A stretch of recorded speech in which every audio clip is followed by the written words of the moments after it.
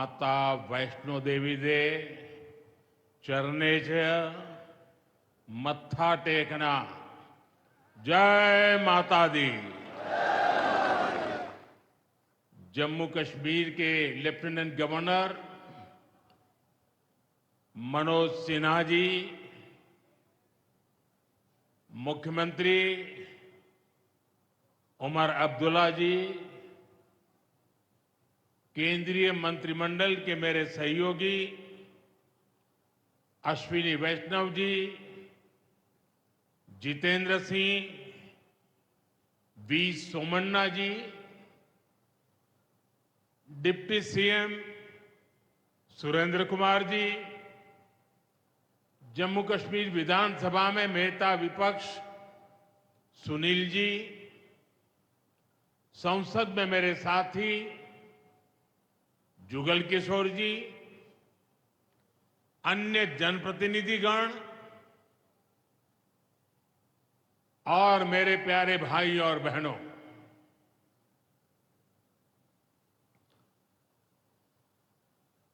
वीर जोरावर सिंह जी की ये भूमि है। मैं इस धरती को प्रणाम करता हूं।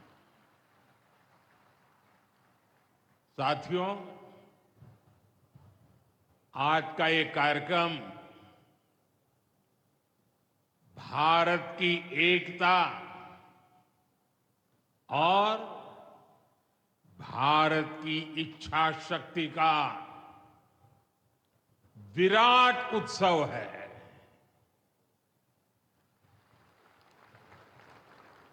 माता वैष्णो देवी के आशीर्वाद से आज वादी कश्मीर भारत के रेल नेटवर्क से जुड़ गई है। मां भारती का वर्णन करते हुए हम श्रद्धा भाव से कहते आए हैं, कश्मीर से कन्याकुमारी। ये अब रेलवे नेटवर्क के लिए भी हकीकत बन गया है। उधमपुर, श्रीनगर, बारामूला, ये रेल लाइन प्रोजेक्ट ये सिर्फ नाम नहीं है, ये जम्मू कश्मीर के नए सामर्थ्य की पहचान है। भारत के नए सामर्थ्य का जयघोष है। थोड़ी देर पहले मुझे चिनाब ब्रिज और अंजी ब्रिज का लोकार्पण करने का अवसर मिला है। आज ही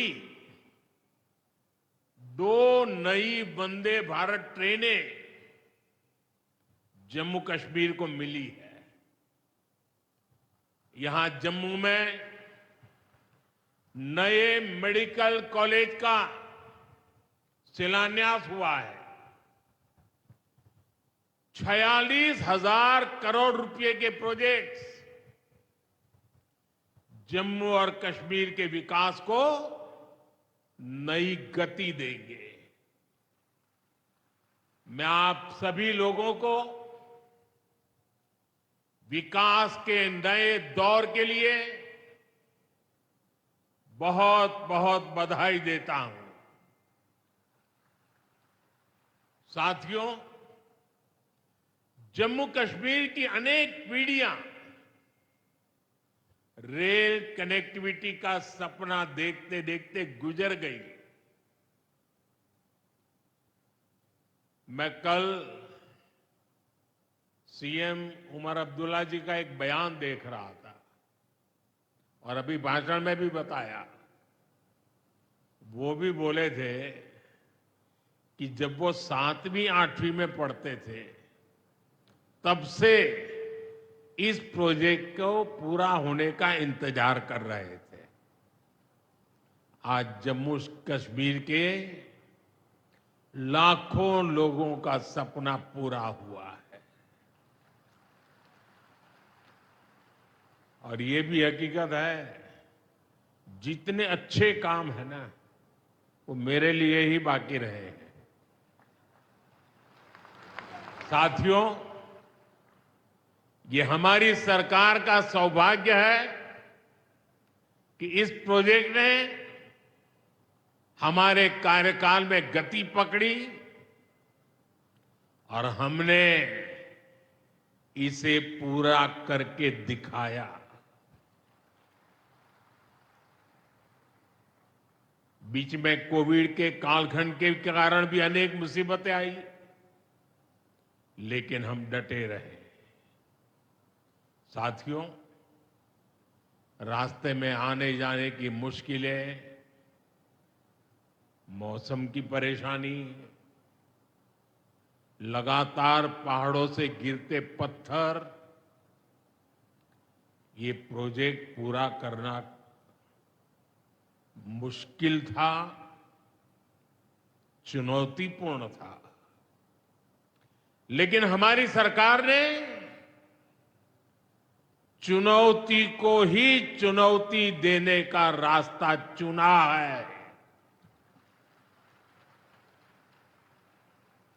आज जम्मू कश्मीर में बन रहे अनेकों ऑल वेदर इंफ्रास्ट्रक्चर प्रोजेक्ट इसका उदाहरण है।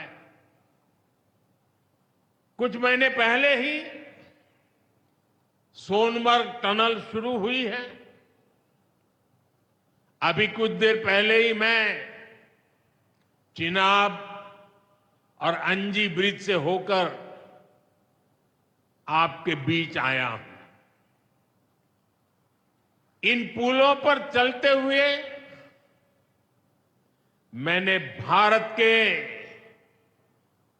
बुलंद इरादों को,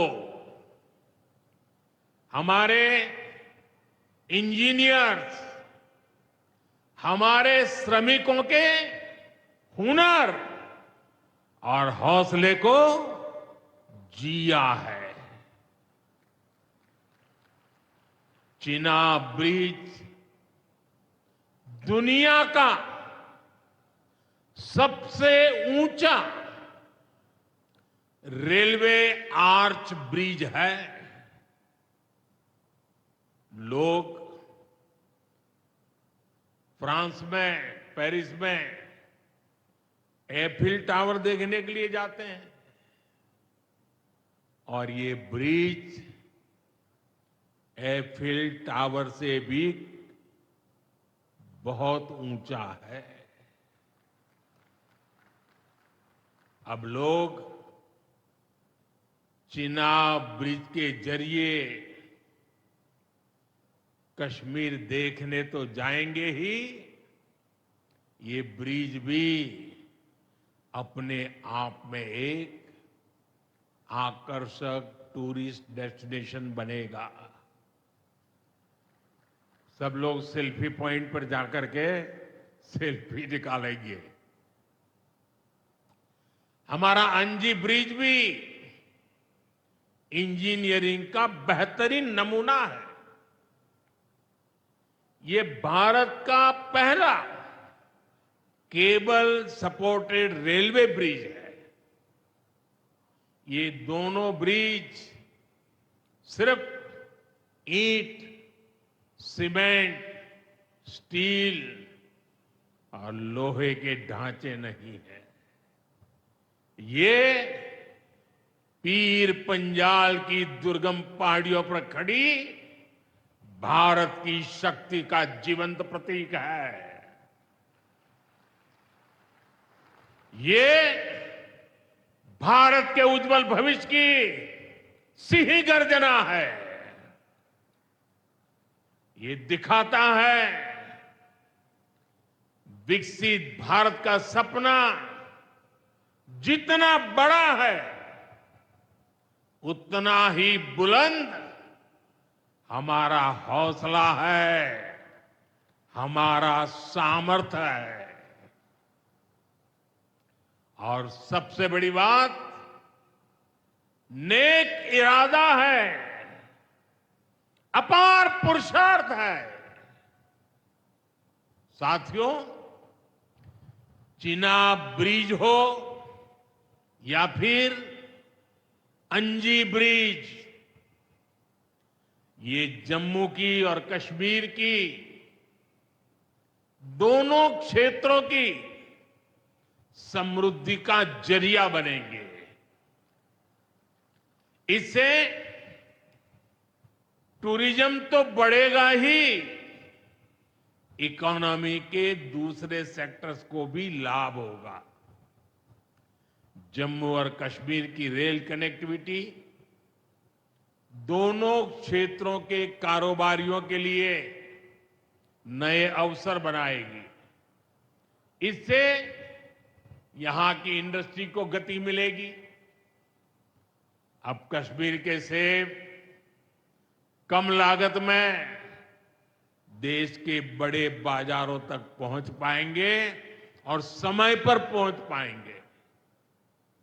सूखे मेवे हो या पश्मीना शॉल, यहां का हस्तशिल्प अब आसानी से देश के किसी भी हिस्से तक पहुंच पाएगा। इससे जम्मू कश्मीर के लोगों को देश के दूसरे हिस्सों में आना जाना भी बहुत आसान होगा। साथियों, मैं यहां संगलदान के एक स्टूडेंट का अखबार में कमेंट पढ़ रहा था। उस स्टूडेंट ने कहा कि उसके गांव के उन्हीं लोगों ने अब तक ट्रेन नहीं देखी थी जो गांव से बाहर गए।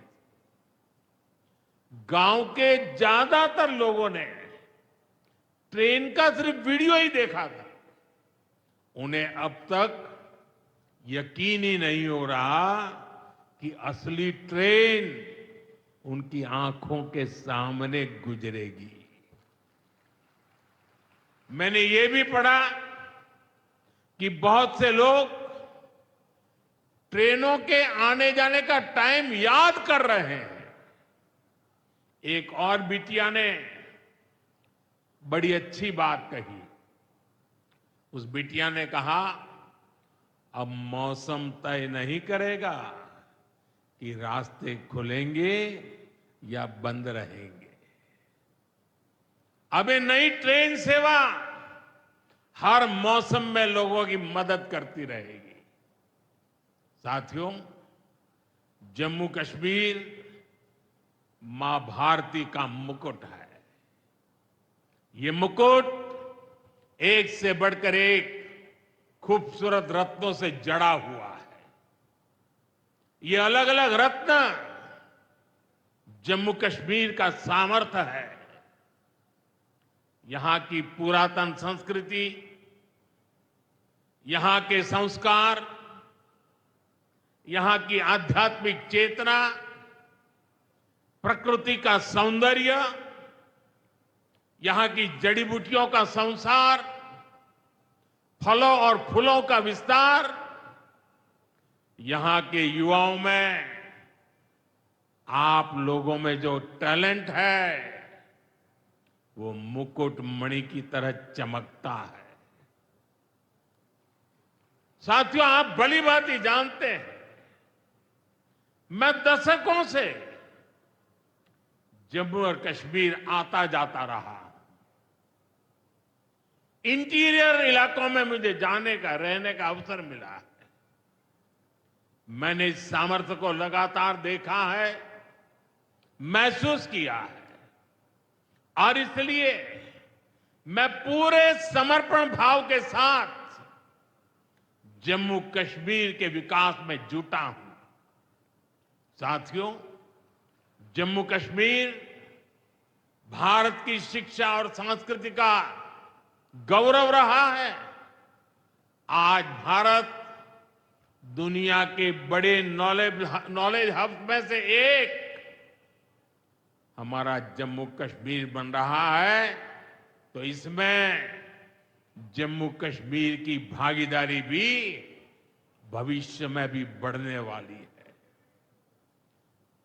यहां आईआईटी, आईआईएम, एम्स और नीट जैसे संस्थान है। जम्मू और श्रीनगर में सेंट्रल यूनिवर्सिटीज हैं।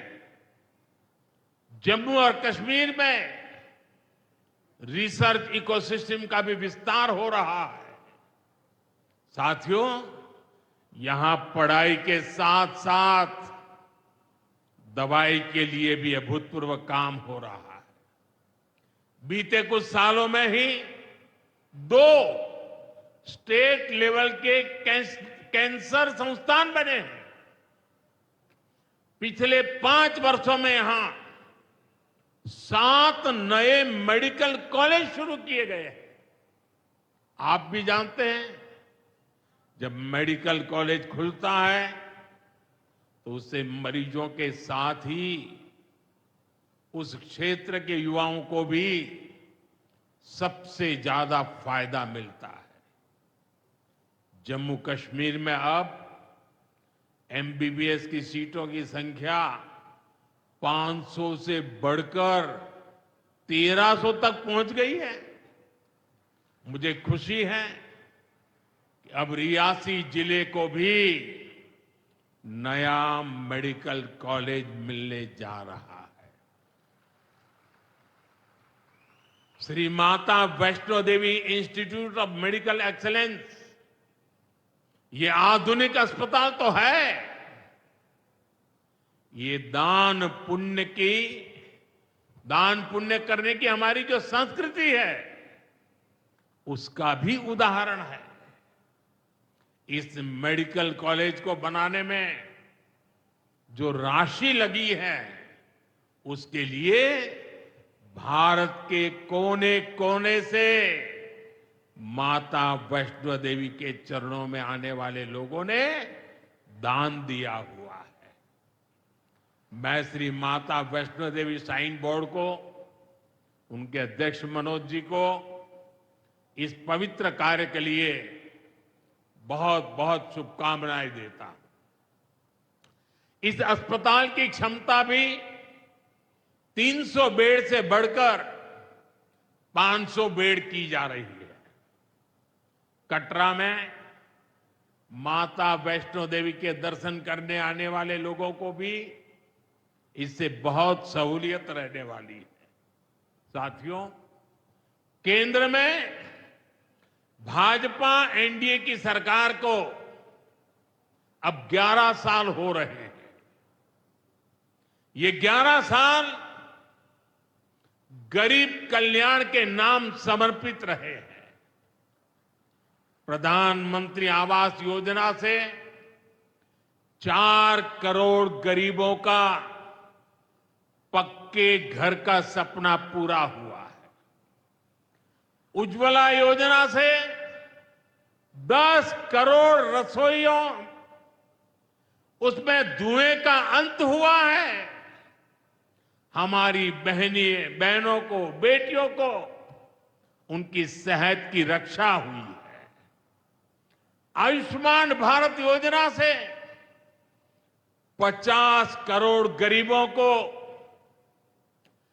5 लाख रुपए तक का मुफ्त इलाज मिला है।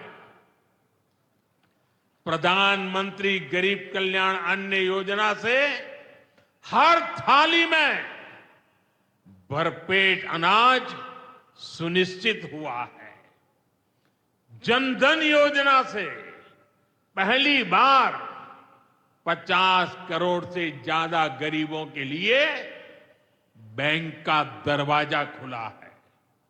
सौभाग्य योजना से अंधेरे में जी रहे 2.5 करोड़ परिवारों में बिजली की रोशनी पहुंची है।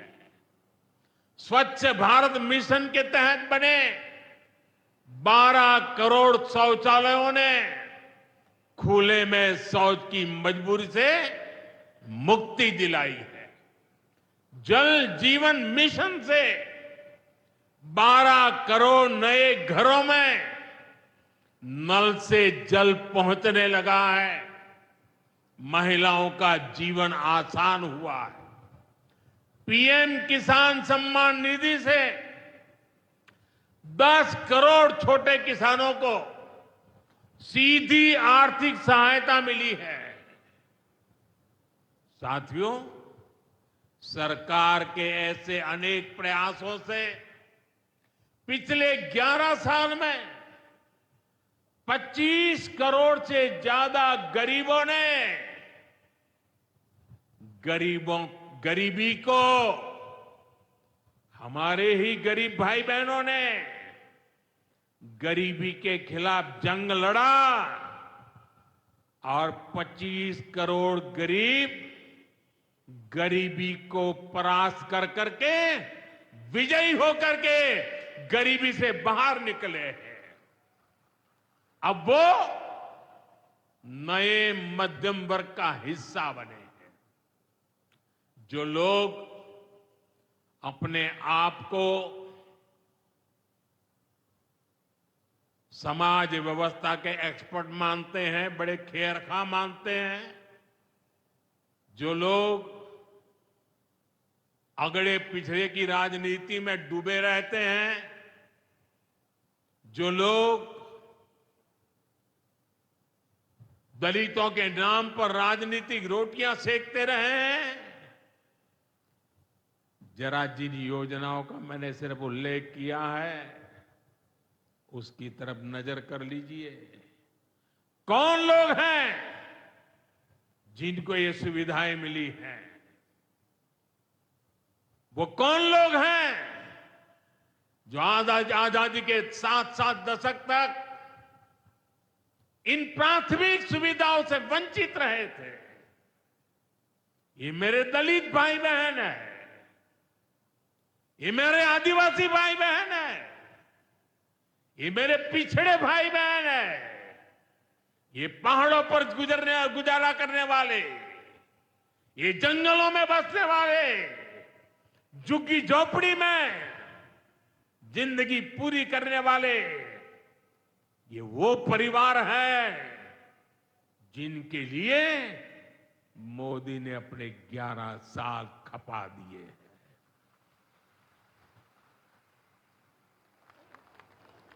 केंद्र सरकार का प्रयास है कि गरीबों को, नए मध्यम वर्ग को ज्यादा से ज्यादा ताकत दे। 1 रैंक 1 पेंशन हो,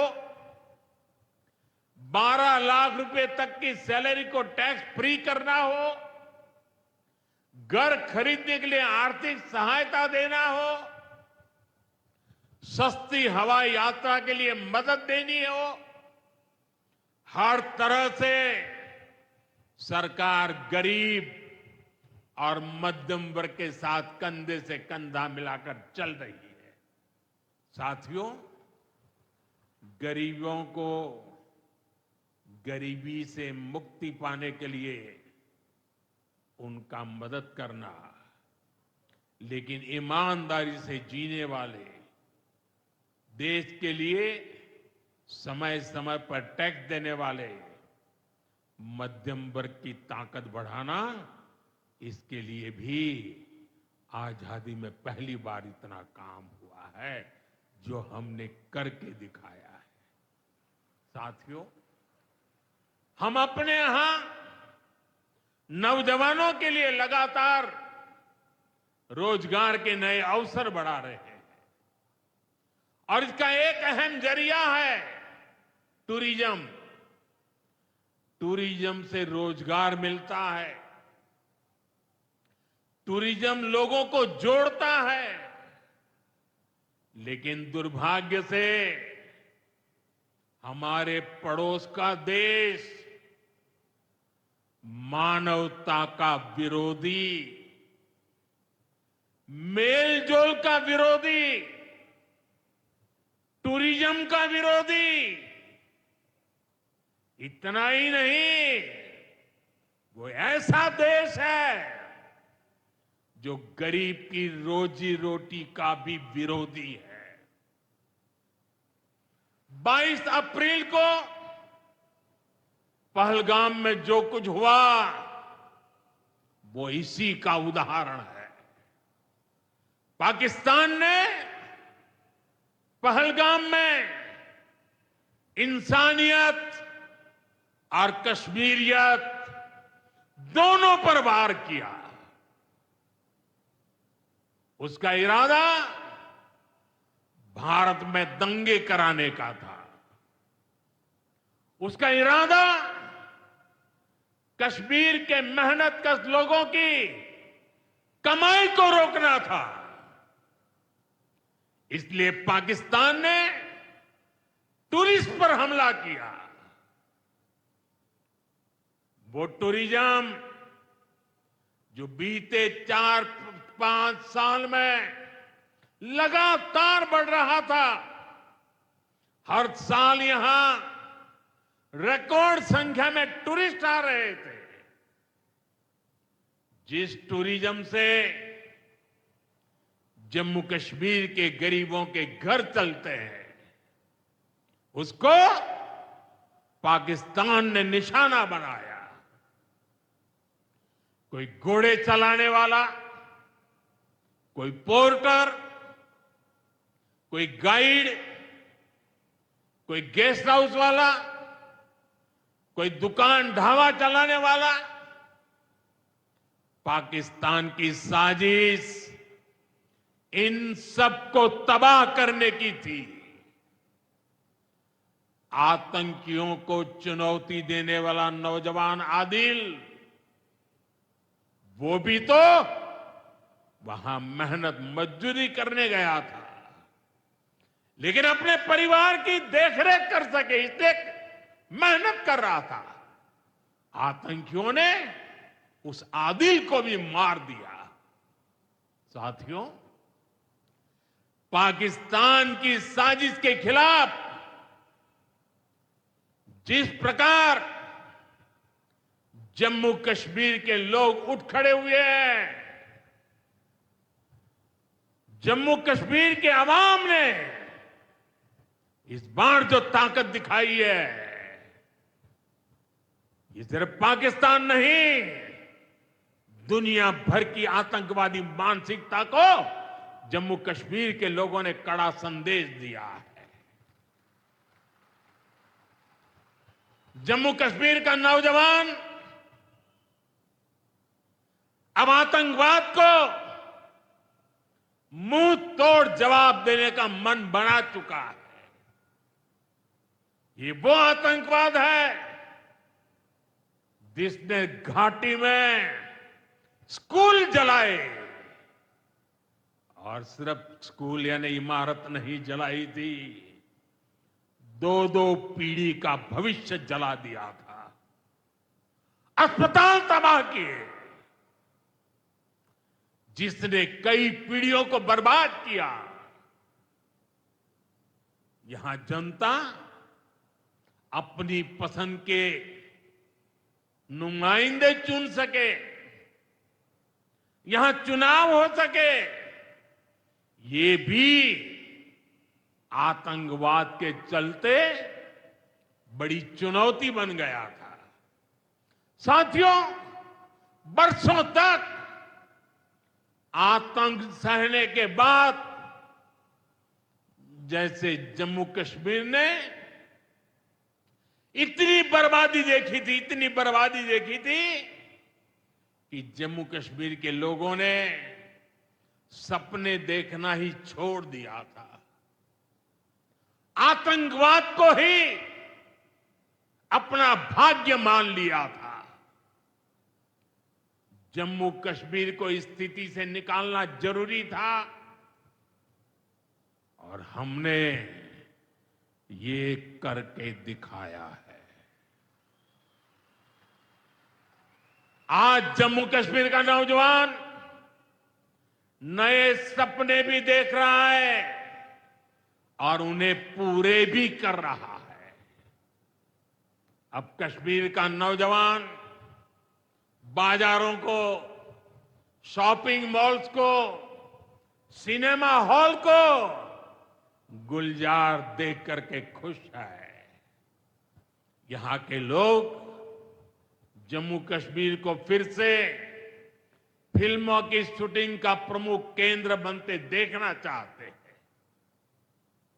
इस क्षेत्र को स्पोर्ट्स का हब बनते देखना चाहते हैं। यही भाव हमने अभी माता खीर भवानी के मेले में भी देखा है। जिस तरह हजारों लोग माता के दर पर पहुंचे, वो नए जम्मू कश्मीर की तस्वीर दिखाता है। अब 3 तारीख से अमरनाथ यात्रा भी शुरू होने वाली है। ईद की उमंग भी हम चारों तरफ देख रहे हैं। विकास का जो वातावरण जम्मू कश्मीर में बना था, वो पहलगाम के हमले से डिगने वाला नहीं है। जम्मू कश्मीर के आप सभी लोगों को और आप सबसे नरेंद्र मोदी का वायदा है। मैं यहां विकास को रुकने नहीं दूंगा। यहां के नौजवानों को सपने पूरा करने से कोई भी बाधा अगर रुकावट बनती है, तो उस बाधा को पहले मोदी का सामना करना पड़ेगा। साथियों, आज 6 जून है। याद कीजिए, 1 महीने पहले, ठीक 1 महीने पहले 6 मई की वो रात पाकिस्तान के आतंकियों पर कयामत बरसी थी।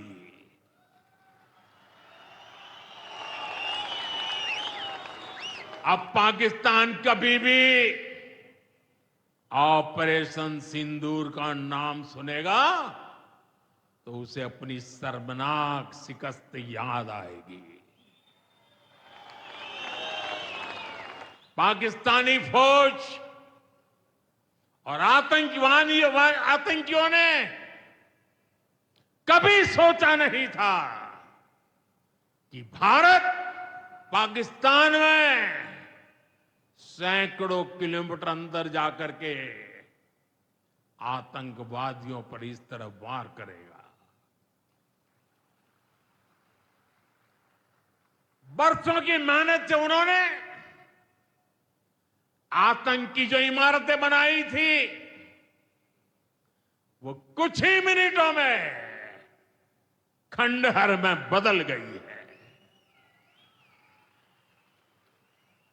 और ये देख पाकिस्तान बुरी तरह बौखला गया था और उसने अपना गुस्सा जम्मू के, पूंछ के दूसरे जिलों के लोगों के पर भी निकाला। पूरी दुनिया ने देखा कि पाकिस्तान ने कैसे यहां घर उजाड़े, बच्चों पर गोले फेंके, स्कूल अस्पताल तबाह किए, मंदिर, मस्जिद, गुरुद्वारों पर शेलिंग की। आपने जिस तरह पाकिस्तान के हमलों का मुकाबला किया, वो हर देशवासी ने देखा है। इसलिए अपने परिवारजनों ने उनके साथ हर देशवासी पूरी शक्ति से खड़ा है। साथियों, जिन लोगों की क्रॉस बॉर्डर फायरिंग में मृत्यु हुई है, उनके परिवार के सदस्य को कुछ दिन पहले ही नियुक्ति पत्र सौंपे गए हैं। शेलिंग से प्रभावित 2000 से ज्यादा परिवारों की तकलीफ भी हमारी अपनी तकलीफ है। इन परिवारों को शेलिंग के बाद अपने घर की मरम्मत के लिए आर्थिक मदद दी गई थी। अब केंद्र सरकार ने ये तय किया है कि इस मदद को और बढ़ाया जाए। आज के इस कार्यक्रम में मैं इसकी भी जानकारी आपको देना चाहता हूं। साथियों, जिन घरों में बहुत ज्यादा नुकसान हुआ है उन्हें अब 2 लाख रुपए और जो घर आंशिक रूप से क्षतिग्रस्त हुए उन्हें 1 लाख रुपए की सहायता अलग से दी जाएगी, अतिरिक्त दी जाएगी। यानी अब उन्हें पहली बार की मदद के बाद ये एक्स्ट्रा धनराशि मिलेगी। साथियों, हमारी सरकार बॉर्डर किनारे बसे लोगों को देश का प्रथम प्रहरी मानती है। बीते दशक में सरकार ने बॉर्डर के जिलों में विकास और सुरक्षा के लिए अभूतपूर्व काम किया है। इस दौरान करीब 10,000 नए बंकर्स बनाए गए हैं। इन बंकरों ने ऑपरेशन सिंदूर के बाद बने हालात में लोगों का जीवन बचाने में बड़ी मदद की है। मुझे बताते हुए खुशी है कि जम्मू और कश्मीर डिवीजन के लिए 2 बॉर्डर बटालियन बनाई गई है। 2 वुमेन बटालियन बनाने का भी काम पूरा कर लिया गया है। साथियों, हमारा जो इंटरनेशनल बॉर्डर है उसके पास जो बहुत दुर्गम इलाके हैं वहां भी सैकड़ों करोड़ रुपया खर्च करके नया इंफ्रा बनाया जा रहा है। कठुआ से जम्मू हाईवे को 6 लेन का एक्सप्रेसवे बनाया जा रहा है। अखनूर से पुंछ हाईवे का भी चौड़ीकरण किया जा रहा है। वाइब्रेंट विलेज प्रोग्राम के तहत भी बॉर्डर के गांवों में विकास के काम को और गति दी जा रही है।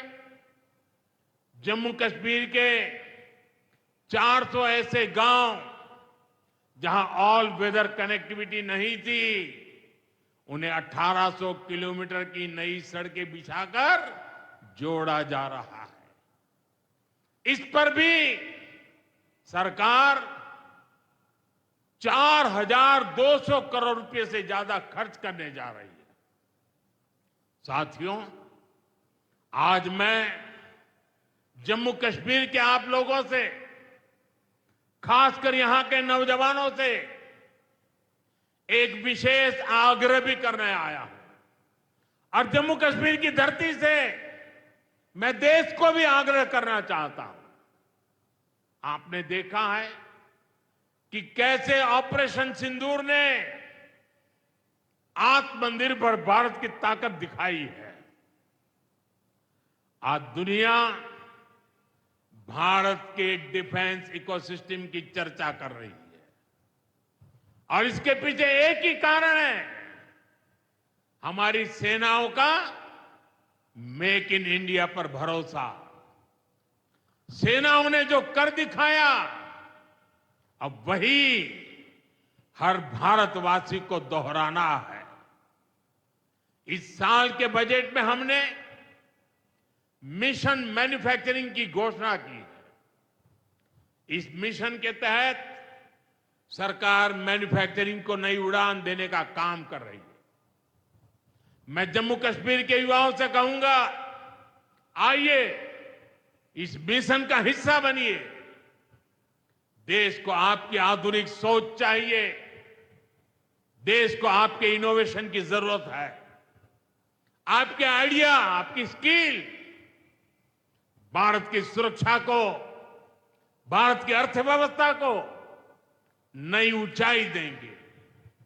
पिछले 10 वर्षों में भारत एक बड़ा डिफेंस एक्सपोर्टर बना है। अब हमारा लक्ष्य है दुनिया के टॉप डिफेंस एक्सपोर्टर्स में भारत का नाम भी शामिल हो। इस लक्ष्य की ओर हम जितना तेजी से बढ़ेंगे उतनी ही तेजी से भारत में रोजगार के लाखों नए अवसर पैदा होंगे।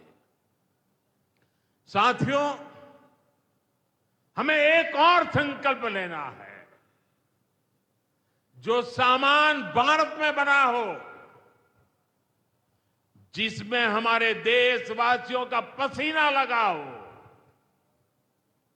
हम सबसे पहले उसे ही खरीदें।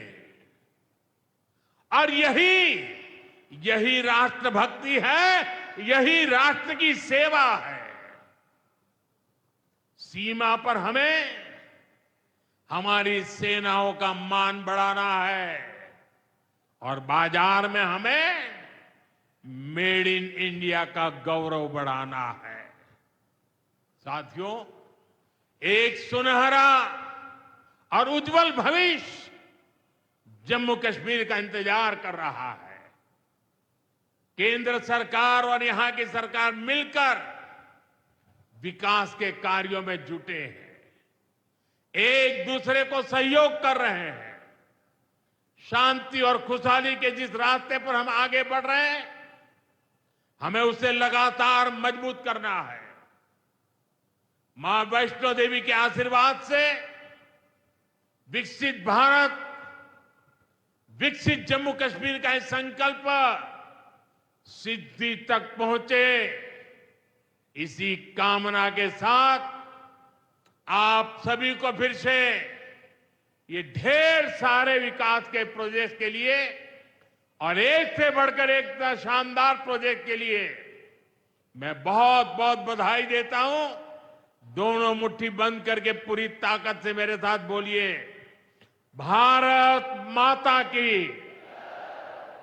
आवाज हिंदुस्तान के हर कोने में गूंजनी चाहिए। भारत माता की, भारत माता की, भारत माता की, भारत माता की। बहुत बहुत धन्यवाद।